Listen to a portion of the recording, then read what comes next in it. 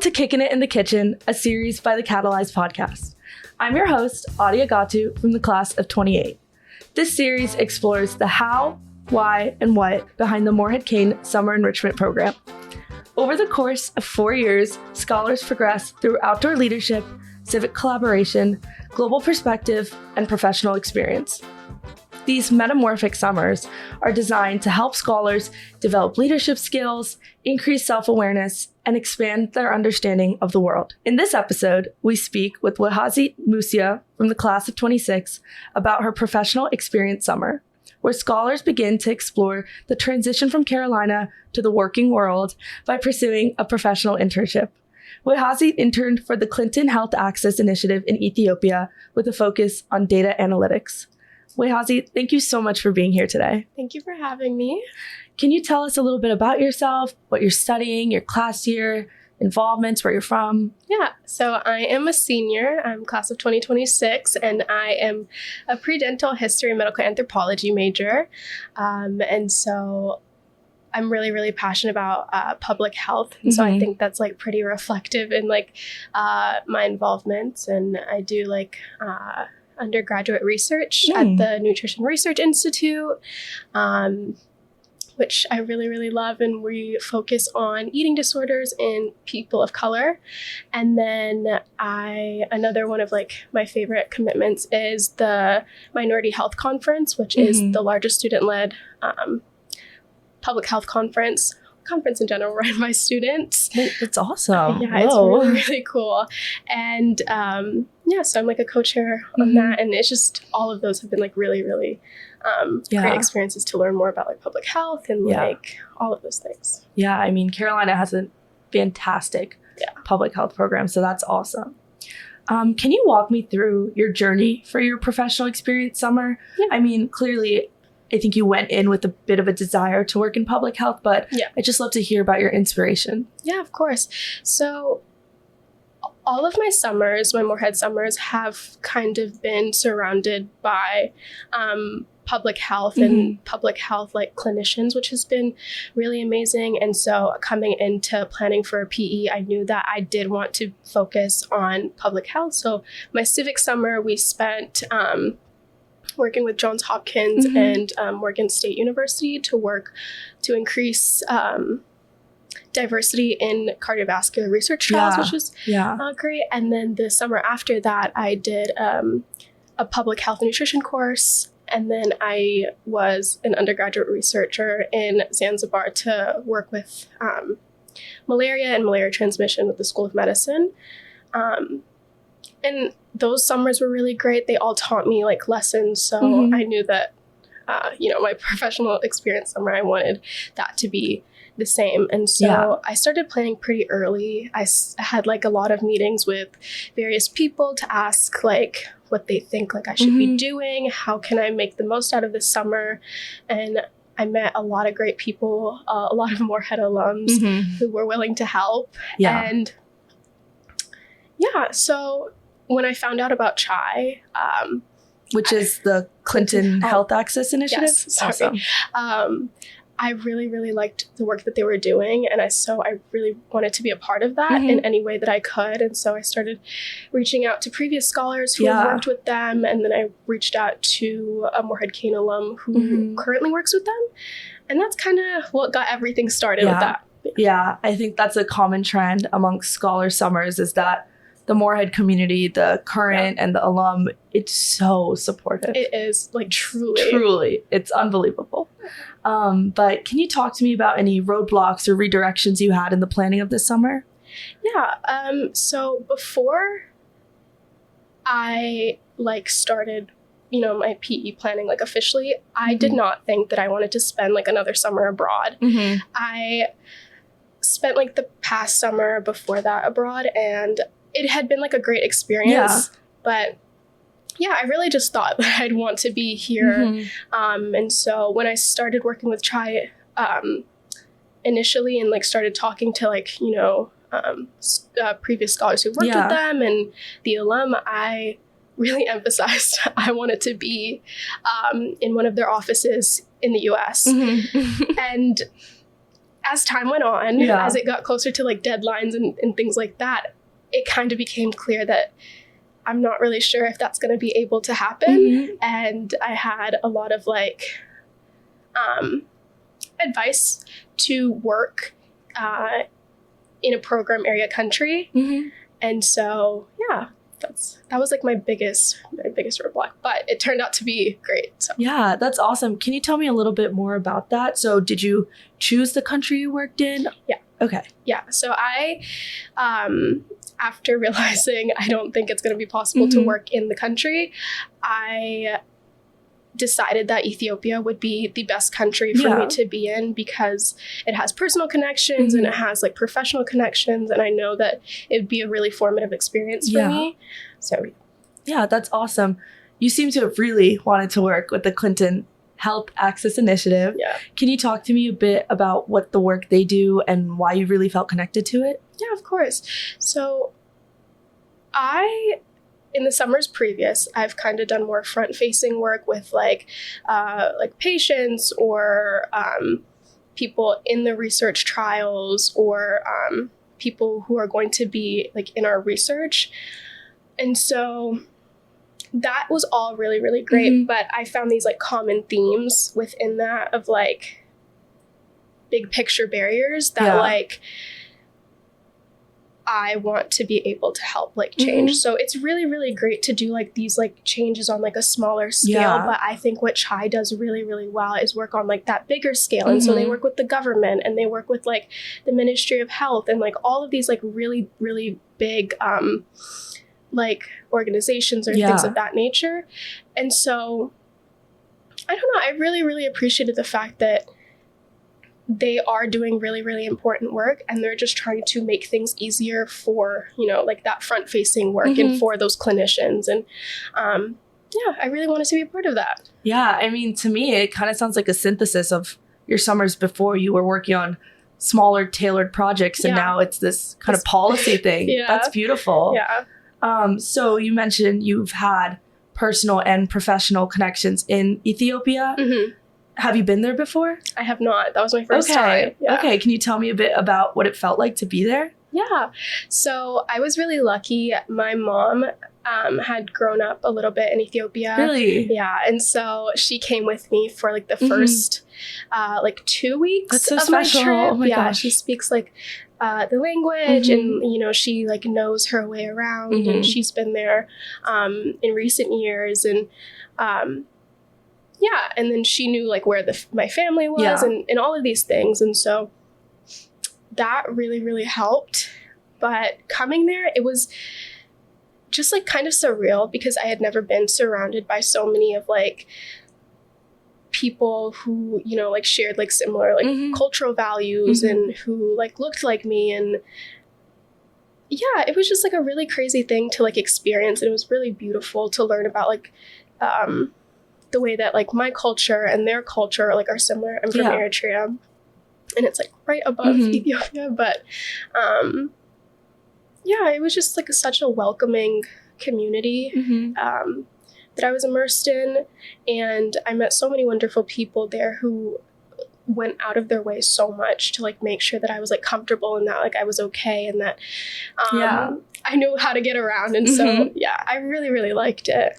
Can you tell me about the biggest challenge working and living in a place you haven't been before? Yeah. I think I realized through,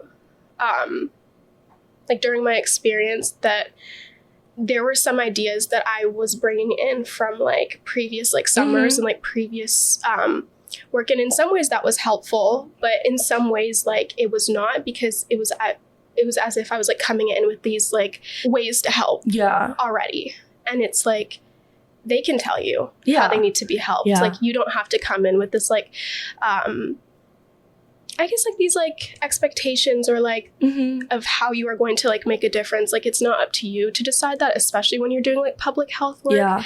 And again, you're like working with people who can actively tell you what they need. And so I think like that was like something that I had to change, just like being able to like listen more and like then do whatever I need to do based on, you know, what they need. That sounds a lot like the training we had for civic collaboration before, Yeah. that ethnographic interviewing kind of community focused, like, what's it, human-centered design process? Yes, Yeah, exactly. that's what that reminds me of. Can you talk a little bit about your day-to-day at work? Yeah. So I was really lucky. I lived like right across from that's my nice. office. There was like some moving around, but at the end I started very quick commute. And so I would go to the office around 9:00 and I wouldn't leave till like about 5. So like our typical 9 to 5. We would have our meetings in the morning with like the entire staff.